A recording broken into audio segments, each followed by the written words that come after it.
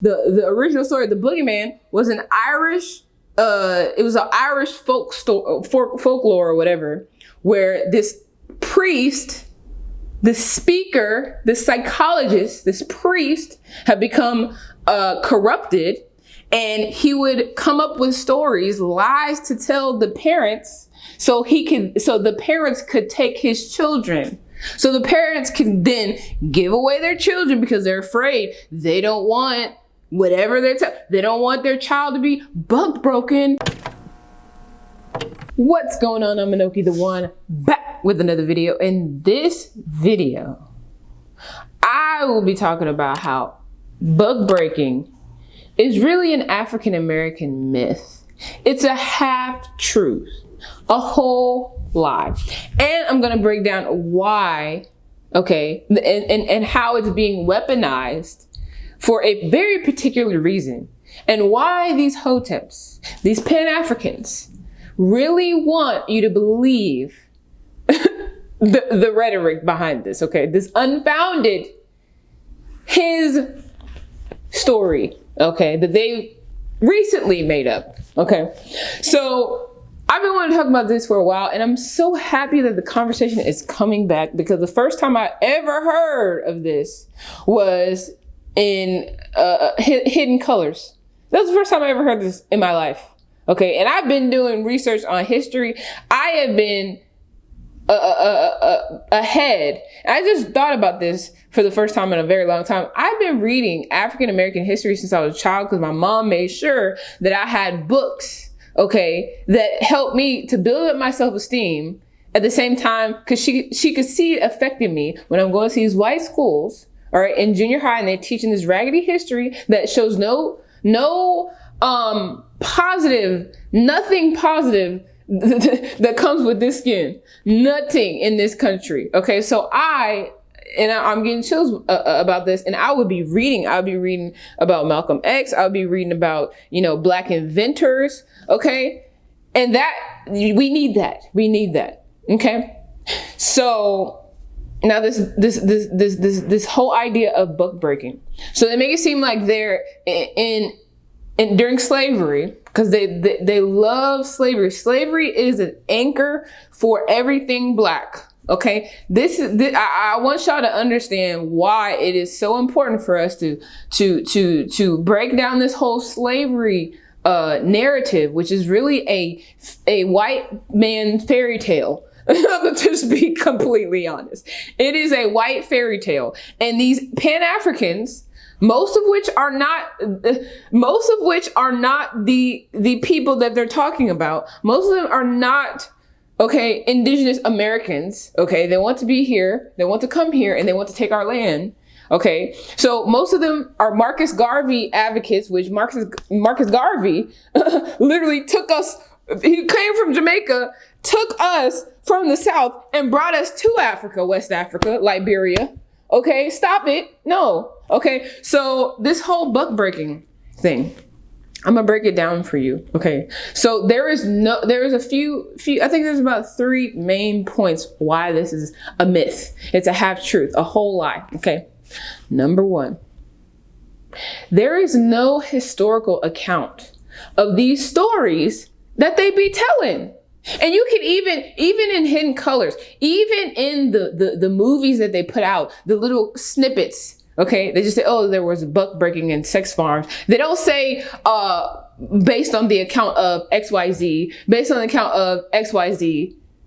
Okay, no. If they can tell you when the first 20 and odd African slaves came to America in the 1600s, they can tell you if there really was an account of book breaking in America in the 1800s. Stop playing with me.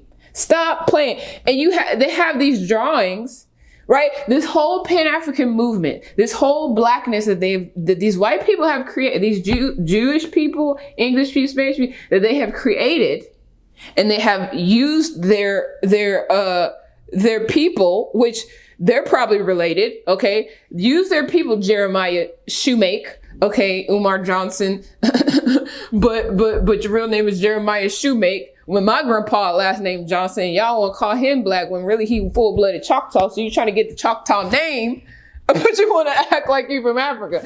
No, when you got your last name is your real last name is Shoemake. Jeremiah Umar Johnson's first and last name is Jeremiah Shoemake. Do you know Shoemake is a Scottish last name? That's why he changed it to Johnson.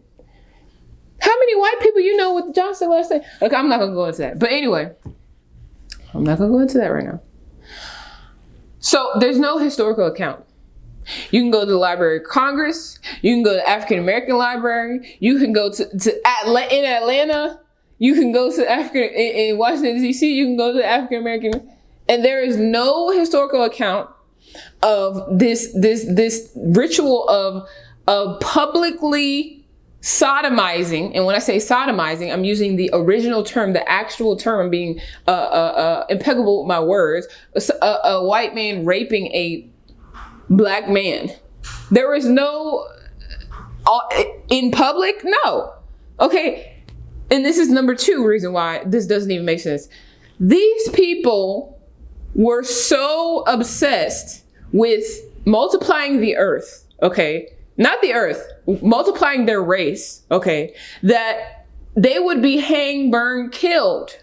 They would be thrown in jail for sodomy, okay? And they put it all together as raping people, even being in a relationship with a man and having sex. That stuff came from them. Okay, because they needed every little seed drop that came out of the white man to be multiplying. They need it because they have always been underpopulated, and they are still underpopulated. They're the least populated. Okay, they can try to cook the books and try to add North African, Moroccans, Middle Easterns. They can try to add Italians, Irish, Australian, everybody in the daggone world and combine them into be white, but you're still underpopulated. Okay, that's just the truth. Okay, so. Number 1. Number 2, they had heavy sodomy laws at that time. So people want to believe that slave owners were these untouchables, right? These untouchables, right? Which really isn't the case, because a lot of political people did not like slave owners. They did not like them because they were independent. They could do whatever. They had autonomy. But even then, the police, it was all based in religion.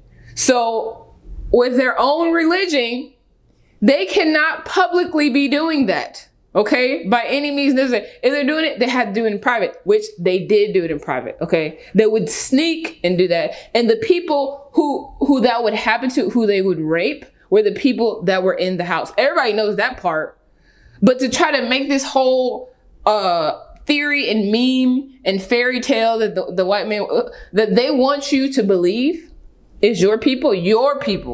And I'm talking about these people in these movies that look like me. They want you to believe that's your ancestors that was happening. And some of them don't know. Some of them haven't done the research, and they're just talking like authorities. They haven't even done the research. But the people pushing these things, the people funding these things for it to come out, right? They know just what the truth is. Okay. So that. Okay. The sodomy laws were ridiculous. And there was like, I'm telling you, so few accounts of even that. Okay. It was so few and far between. It was so rare. And the people that were doing it, it wasn't grown men either. That's the thing too. It was little boys. It was children. They were not, it's like, for people to be so married to this idea that this was so true, honest, they were doing this, you would have to be a white supremacist. You would have to assume that black men were not able to defend themselves at all whatsoever. They wasn't fighting. It wasn't risky for them to do that in front of a whole. But absolutely not. That's not the case. Okay, that was not the case. Roots. They want y'all to believe that slavery went like how Roots was going. Okay. Most of the time, it was indentured servitude. It was slave contract. If they wanted to keep their slave, could easily run a lot of times, and they did a lot of times when they got to acting crazy. Okay, that's what people don't realize. Slaves didn't start running until later on. They never stop, right? So really, you got to act right. And they had to target children. You couldn't target grown men like that. You had to target the children. And this is what I'm gonna go into it. Okay, I'm gonna go in because it's time. The awakening is here. People are waking up. We're not playing with y'all. We're not letting y'all just tell us any old thing. Okay, so these are two major reasons why that doesn't even make sense. But the third point, which is very pertinent, very important, okay, because they make this seem like it is so unheard of to happen when black men have been doing this to white men.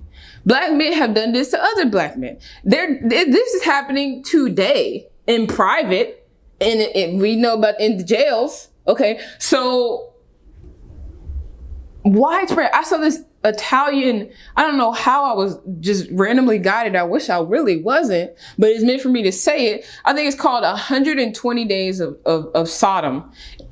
It's a film from the 1970s in Italy, based in Italy. And this Italian director made this movie, and it was based on a true story.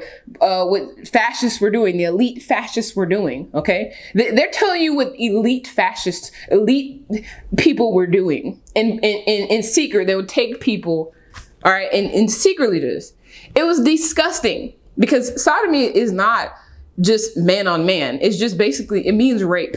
Okay, but they've used it interchangeably. So when we look at history, we don't know the difference, right? So they was just doing all kind of evil, crazy, ridiculous, out of their mind things to these, I think it was like 18 men and women.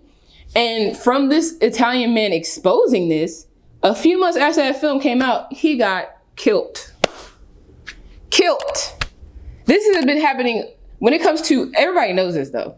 Rape and all this other stuff. This has been happening all over the world. It's happening all over the world right now. So to put this together and put it in our face like this, with no real, look, this is the only solution. No real solution other than to give you our little boys. Because that's the solution at the end of that. This is how they flip it. This is how they try to do you. Okay, so they want you to believe that grown men was being sodomized and buck broken and all this other stuff, and that's leading to feminization in men and all this other stuff. Because this is always what they lead to. They just sprinkle it in. They don't tell you where it came from. They don't tell you anything like that. They sprinkle a bunch of lies and mix with a little bit of truth and a little bit of this. Okay, and the solution is always they're feminizing the men. They're feminizing the men. You need to put them in boys clubs and their boys club. They keep trying to get your boys. Okay, your little boys, which are the ones who were, even in those times they were tell the truth, those were the ones who were vulnerable, who were being raped in secret. Okay, so they want to get your little boys. Okay, right?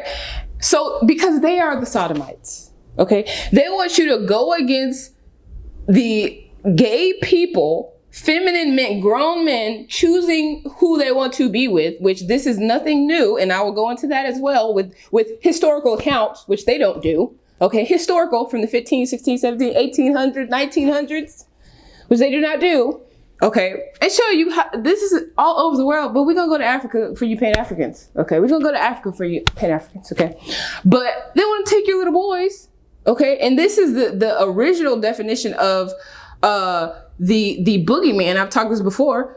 The original story of the boogeyman was an Irish, it was an Irish folklore or whatever, where this priest, the speaker, the psychologist, this priest had become corrupted, and he would come up with stories, lies to tell the parents so the parents could take his children. So the parents can then give away their children because they're afraid. They don't want whatever they don't want their child to be buck broken. They don't want their child to be feminized or effeminate or, right? So they want you to give them your child, okay, after you didn't watch the whole movie, hour-long movie about man-on-man sex that they're probably getting off of. That's why they're so obsessed with it. Okay, and you want them to be teaching your little boys? What are they going to be telling them? What are they going to be saying? These children are innocent. They shouldn't even be thinking about buck break. What? They're children. They're children. Okay, they're children. All right. So you're giving your child away, and then in the boogeyman situation, right? They're abusing the child, doing all kind of crazy, ridiculous. I've heard these stories from men doing all kind of terrible, disgusting, sexual, abusive things to these children, and then shaming the child. Think about how you're putting your children in a trap. They're shaming the child. So when they come back and report to you, okay, they're telling you and they're telling that child, you better act manly, you better act masculine, you better not try to switch your tail, say nothing, keep your mouth shut. And then when they talk to the parents, it's like, oh yeah, he should be good, he should be fine. They have destroyed the psyche in your child. They're messing up your child's psyche to where even if they were, and a lot of times y'all be sending these children out, and I'm gonna break this is deep. This is so deep. This is so deep. Okay, this is so deep. I'm gonna break down another layer because I'm gonna go right to it. Okay, if you were to actually do the history with historical accounts, you could actually get some stuff that you could actually use in real life and know some real truth. Okay. Listen to this real quick. Okay. Among the Bantu-speaking tribes north of the Congo River in what is now Gabon and Cameroon, homosexual intercourse was considered beyond Nukma. That's BANNKU''MA. You can search this.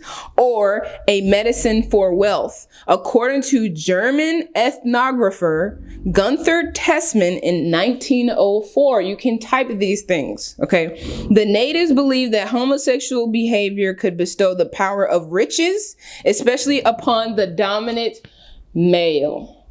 So what you're doing, okay? Because you may have a feeling that your child, I think he might be a little feminine, he might be gay. Now, you don't know the context, you don't know the history, and they're telling you this myth about buck breaking, about how it's emasculating, it's causing the boys to be effeminate. So you bring them here. They talked about even in the Boy Scouts, how they was raping little boys. Okay, you're giving your children away to these sodomites. Okay. And these child psychologists, okay, and they know the history. They're Pan-Africans. They know Africa, right? And they know, right, that they believe that your little boys are medicine for wealth. They want your little boys because they know they believe that they're medicine for wealth. Okay, this is very powerful information, and I really hope that y'all do not use this information for evil. I really hope you use this information to protect your children. Okay, because it was very hard. I had to be guided in so many different realms of reality to find this information to be able to present it to you right now. But now with the things I said, you can search this up yourself. Historical accounts. Send me some historical accounts of buck breaking. Okay, but like I said, they want you to give you their children, their men. Okay, they're medicines for wealth. This is why you see a lot of gay men, a lot of trans women who end up being prostitutes and different things like that. And historically, young men have been prostitutes. Young gay men, young trans have been prostitutes because they know the historical accounts of how they believe is a medicine for wealth. And Hollywood and all these famous people, is that evil? Is that demonic? Or is that something that is really true, but they don't want you to know that so you can protect that energy? Okay, protect that energy to allow this person to grow up and be wealthy and contain their wealth for themselves. You're so hard trying to get them to be something that they're not, when this one over here, the one that gonna have breaking generational curses for your family. paying the bills for everybody, because they have, the wealth is within them. Okay. Because think about it. It is of nature to be fruitful and multiply. If you are not somebody who is attracted to the opposite sex, and you're not going to be fruitful and multiply when it comes to children, you're going to be fruitful and multiply in the world. You're going to be fruitful and multiply creatively. You're going to be fruitful and multiply with wealth and different things like that. So when you have these few, there's only 4% of the population that is LGBT. That's all the letters combined, 4%. So America is obsessed with this 4%, and it's the wealthiest country in the world. Okay? It's the wealthiest country in the world, and they want you, okay? They want the individuals to constantly be giving away their gay children, their medicine for wealth. They want y'all to push them into these conversion therapy camps, into the church, in the hands of these boogeymen, have them in the closet, under the bed, and everything else, while they're off getting rich off your child. Then you turn around and be mad at your child for being gay. You need to be mad at the priest who abused. You need to be mad at yourself. First of all, you need to be mad at yourself for allowing yourself to be manipulated and give your own damn child away, and then get mad at your child when you gave your child away. And they go, oh, it's because you were sexually abused. No. You had a feeling in your spirit that your child was already gay, or that a lot of y'all, or that your child was, if your son was a little more feminine, okay, and you allowed them to manipulate you into sending your child off, because it's not just the sex that's medicine for wealth, it's just the energy, okay? But by combining with that energy, right, you are getting that energy for yourself. That's why I really am passionate about trans people, gay men, and even in women as well, because the feminine energy is wealth, is manifestation. Like, don't give that away. Contain that for yourself. Allow yourself to be wealthy, because they're taking your wealth. I've seen so many people who were prostitutes and all this other stuff. They all stay broke. How? Why? They're giving, gay, trans, stay broke. Stay having situations that take their wealth away spiritually. Okay, but the people they're doing these things with are getting wealthier and wealthier and wealthier. And this is something that you can see. This is something that makes a lot of sense. This buck breaking stuff, it absolutely doesn't make sense to say that buck breaking is the cause of homosexuality, when I could go through this book and go to all corners of the earth and them talk about and seeing what we call homosexuality in every corner of the earth in the 15, 16, 17, since history began. Okay, so there's more to the story. All right, so that's what I think about that. Stop giving these people your energy, your money, your children. Okay, and do the work and protect your damn kids all the way.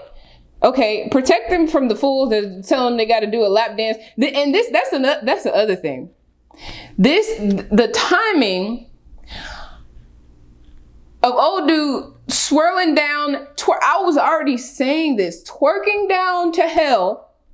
Then they just so happen to come out with buck breaking movie, so they can get you to give your children away, because you're scared that if your son is gay, and he gonna twirl down a stripper pole to hell. And now they have buck breaking coming out, this buck breaking documentary coming out. So you can really be scared and say, oh, I don't want my son to be buck broken, blah, blah, blah, when you setting them up to be buck broken. You're literally giving your children away. I will never understand that. You're giving your children away. Okay? So no, absolutely not. We're not doing that again. We're not going through that again. So if you're gay, if you're straight, if you resonate with this, share this with as many people, because protect your sons, okay? That's what we're not doing. That's what you're not doing. Stop giving your children away. Stop giving your sons away. Stop giving your feminine sons away. Stop giving your sons away, period. To strangers, to men. Men are people who, men who consider themselves straight have the highest rate of raping children. So they're constantly pressuring Black women. They're constantly pressuring single mothers to give their sons away to men that they don't know, to talk about sex, to talk about sexuality, to talk about masculinity. Well, what are you going to talk about when it comes to masculinity? You should not have your son sitting in no room with no man without you. Okay, absolutely not. Okay, and I need you fathers to stop playing around and father your children. And if you father your children and don't mess with your children like that. These are real issues. This is a real issue. Okay, I just, jeez Louise. Because this is a generational curse. Okay, this is a generation, not gays, not this, the hiding, the closet, the under the bed, the closet, the boogeyman. It's a generational curse, and y'all want to be quiet about it. Y'all want people to be quiet about it. Y'all want to be silent about boys. Y'all want to not protect the boys. Y'all want to sit up there and act like the daggone don't ignore them. Act like they're full-grown men. Treat them like full-grown men. Let them go anywhere and do anything. Okay, I'll see you on the next video.